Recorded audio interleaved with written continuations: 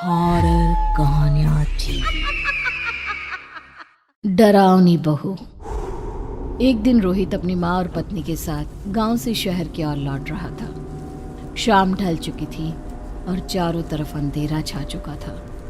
Car की रोशनी में सड़क के इर्द गिर्द उड़ रहे चमगादड़ साफ दिखाई दे रहे थे। इसके साथ ही रुक रुक कर किसी के चीखने की आवाज भी सुनाई देती थी। रोहित की माँ पिछली सीट पर बैठी घबराई हुई माला जपने लगती है।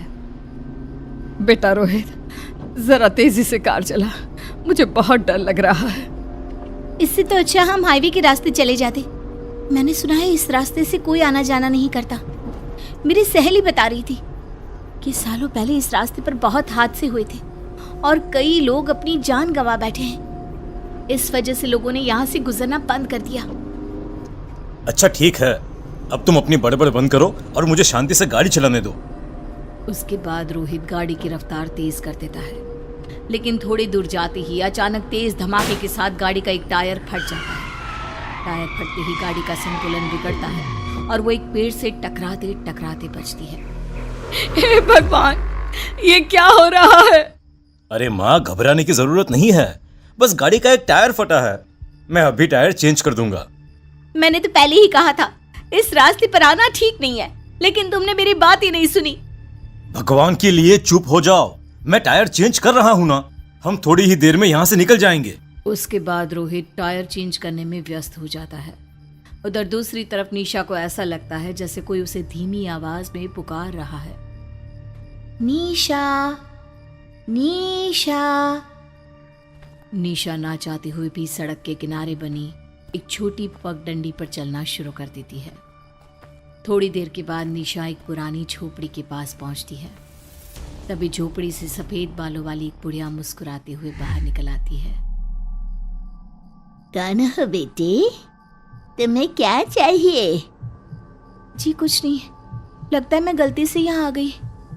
देखो, ये जंगल बहुत ही खतरनाक है। यहाँ इस तरह घूमना ठीक नहीं है। तुम बहुत परेशान लग रही हो। क्या तुम ठंडा शरबत पीना चाहोगी? मैं बहुत ही अच्छा शरबत बनाती हूँ। ना चाहते हुए भी निशा हाँ कह देती है। फिर वो बुढ़िया एक पीतल के ग्लास में शरबत लाकर निशा को देती है। ग्लास के ऊपर इंसानी खोपड़ी का एक निशान बना हुआ था, जिसे देखकर निशा घबरा जाती है। डरो मत बेटी, मैं आदिवासी हूँ। हम आदिवासी ही अपने बर्तनों पर इसी तरह के निशान बनाते हैं। तुम शरबत पी लो, तुम्हें बहुत सुकून मिलेगा। निशा जल्दी से शरबत पी लेती है। आपका बहुत बहुत शुक्रिया। अच्छा मैं चलती हूँ, वरना मेरे पति गुस्सा करेंगे। उसके बाद निशा वापस अपनी कार के पास पहुंच जाती है। अरे तुम कहाँ चली गई थी? निशा कोई जवाब नहीं देती। अरे यहीं कहीं घूमने गई होगी। अब तो इतने सवाल जवाब मत कर। तूने टायर बदल लिया है ना? चल अब गाड़ी चला। अच्छा ठीक है, चलो अब कार में बैठो। फिर सभी कार में बैठ जाते हैं और रोहित कार चलाने लगता है। निशा आगे के पूरे रास्ते किसी से कुछ नहीं बोलती। रात के करीब 1 बजे वो लोग घर पहुंचते हैं और निशा सीधे अपने कमरे में जाकर सो जाती है। फिर कुछ दिनों बाद। माँ क्या कर रही हो?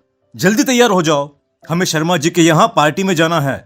आज उनके बेटे का जन्मदिन है, याद है ना तुम्हें? अरे बेटा, मैं तो बिल्कुल तैयार बैठी हूँ।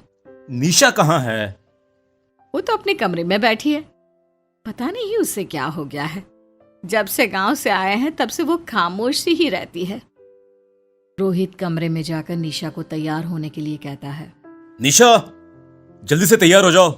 जिसके थोड़ी देर बाद वो तैयार होकर बाहर आती है और वो तीनों कार में बैठकर शर्मा जी के यहाँ पार्टी में पहुँचते हैं। वहाँ पहुँचते ही एक तरफ रोहित अपने दोस्तों के साथ गप्पे लड़ाने में, तो दूसरी तरफ रोहित की माँ अपनी सहेलियों के साथ बातों में मशगूल हो जाते हैं। फिर थोड़ी देर के बाद। अरे शर्मा जी, अरे काफी देर हो गई, चलिए चलिए अब केक कटवा दीजिए। अरे हाँ हाँ, अब मैं अभी चिंटू को बुलाता हूँ। अरे चिंटू बेटा, ओ चिंटू बेटा। मालती, ये चिंटू कहाँ है? मुझे नहीं पता, मैं भी उसे ढूंढ रही हूँ। थोड़ी देर पहले तो यही था। अभी अभी निशा उसे छत की तरफ लेकर गई है। अरे लेकिन इतनी रात को निशा चिंटू को अकेले छत पर क्यों ले गई है? चलिए चलिए छत पर चलते हैं। सभी लोग छत पर पहुंच जाते हैं, लेकिन सामने का नजारा देख उन सबके होश उड़ जाते हैं। निशा छत की दीवार पर खड़ी थी और चिंटू को दोनों पैरों से पकड़कर हवा में उल्टा झुला रही थी। सो जा मुन्ने सो जा, तेरी मम्मी आएगी, ढेर सारे खिलौने लाएगी। मम्मी मुझे बचाओ, मुझे बहुत डर लग रहा है। निशा, निशा तुम ये क्या कर रही हो? अरे उस बच्चे को छोड़ दो। क्या सच में इस बच्चे को छोड़ दूं? नहीं नहीं, मेरे बच्चे को मत छोड़ना, ये मेरा इकलौता बेटा है। निशा, मेरे बच्चे को मुझे सौंप दो। सभी लोग बच्चे को बचाने के लिए आगे बढ़ने लगते हैं। तभी कोई आगे नहीं आएगा। अब मैं और चिंटू दोनों यहाँ से छलांग लगाकर हवा में उड़ जाएंगे। इतना कहकर निशा आसमान की ओर देखने लगती है। बचाओ मम्मी, बचाओ मुझे। तभी रोहित हिम्मत करके दौड़ता हुआ निशा के पास पहुंच जाता है और बड़ी सावधानी से उसका हाथ पकड़कर उसे छत पर गिरा देता है। मालती दौड़कर अपने बच्चे को गले लगा लेती है और लगातार निशा को थप्पड़ मारना शुरू कर देती है। रोहित, तेरी बीवी पागल हो गई है, इसे किसी अच्छे से डॉक्टर को दिखा, वरना बाद में तुझे बहुत पछताना पड़ेगा। और हाँ, आज के बाद इस डायन को लेकर मेरे घर मत आना। फिर वहां मौजूद सभी लोग निशा को भला बुरा कहने लगते हैं। रोहित और उसकी माँ सबसे माफी मांगकर निशा को घर ले आते हैं। अगले दिन ब दिन बहू अजीबोगरीब हरकतें कर रही है, इसे किसी अच्छे डॉक्टर को दिखा दे बेटा। फिक्र मत करो माँ, मैं आज ही इसे शहर के सबसे बड़े डॉक्टर के पास ले जाऊंगा।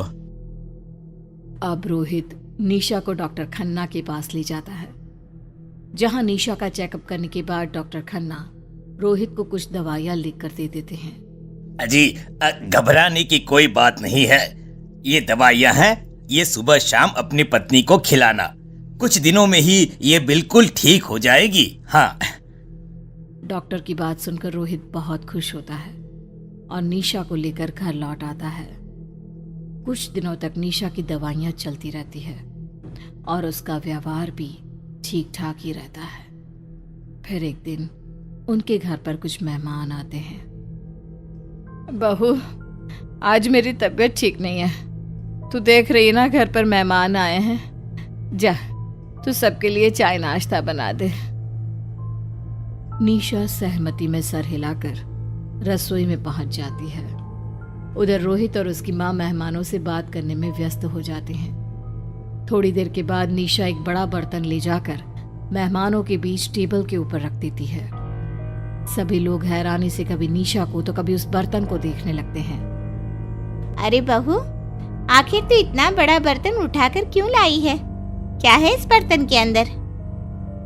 निशा कोई जवाब नहीं देती और सभी के सामने एक एक प्लेट रखना शुरू कर देती है। उसके बाद निशा बर्तन का ढक्कन हटाकर उसके अंदर से मरे हुए चूहे और छिपकलियां निकालकर सबकी प्लेट में रखने लगती है। ये सब देख सभी लोग हैरानी से उठ खड़े होते हैं।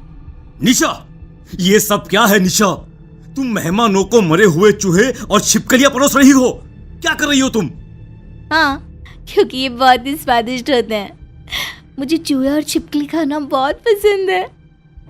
इतना कहकर निशा अपने बाल खोलकर टेबल के ऊपर बैठकर चूहे और छिपकलियां खाने लगती है। हे भगवान, इसकी हरकतें तो देखो, ये तो किसी चुड़ैल की तरह लग रही है। बस, बहुत हो गया, अब मैं ज्यादा बर्दाश्त नहीं करूंगा। चलो चलो यहाँ से। इतना कहकर रोहित निशा का हाथ पकड़ उसे जबरदस्ती वहां से लेकर जाने की कोशिश करता ही है कि तभी निशा रोहित के गाल पर एक जोरदार थप्पड़ लगा देती है और अचानक डरावनी आवाज में जोर जोर से चिल्लाने लगती है। निशा के चिल्लाने की आवाज सुनकर आस पड़ोस के सभी लोग वहां इकट्ठा हो जाते हैं। शीला, तेरी बहू पागल हो गई है, इसे फौरन पागल खाने में भर्ती करवा, वरना एक दिन ये तुम दोनों माँ बेटे को मार कर खा जाएगी। हाँ शीला, अब देर मत कर, जल्दी से पागल खाने वाले लोगों को बुला ले इसे ले जाने के लिए। रोहित उसी वक्त फोन करके पागल खाने की गाड़ी वहां बुलवा लेता है। फिर सभी लोग निशा को रस्सियों से बांधकर गाड़ी में बंद कर देते हैं। देखिए, आपकी पत्नी का मानसिक संतुलन बिगड़ा हुआ है। हमारे यहाँ कुछ महीनों के इलाज के बाद वह पूरी तरह से ठीक हो जाएगी, ठीक है? अब उस दिन से हर रोज निशा को इलेक्ट्रिक शॉक देना शुरू कर दिया जाता है। इसी तरह कुछ दिन बीत जाते हैं। फिर एक शाम निशा खिड़की पर खड़ी बाहर की तरफ देख रही थी। तभी उसे सामने वही सफेद बालों वाली बुढ़िया दिखाई देती है जो निशा को देखकर मुस्कुरा रही थी। ये तो बस अभी शुरुआत है निशा,